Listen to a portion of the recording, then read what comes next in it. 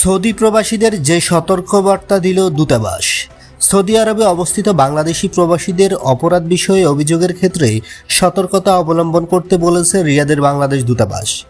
দূতাবাস বলেছে, সৌদি আরবে বসবাসরত প্রবাসী বাংলাদেশিদের অবগতির জন্য জানানো যাচ্ছে, অপরাধের সঙ্গে সংশ্লিষ্ট কারো বিষয়ে অভিযোগ থাকলে বা অপরাধ সংগঠিত হতে দেখলে দ্রুত আইনশৃঙ্খলা বাহিনীকে অবগত করতে হবে।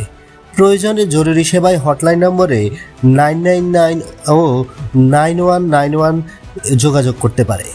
দূতাবাস সতর্ক করে দিয়ে বলেছে, কোনো অবস্থাতেই অপরাধ সংশ্লিষ্টতার অভিযোগে কাউকে আটক করা এবং শারীরিকভাবে নির্যাতন করার সুযোগ নেই। এটি এদেশীয় আইনে গুরুতর অপরাধ। এ বিষয়ে সবাইকে সতর্ক থাকার আহ্বান জানানো হয়েছে।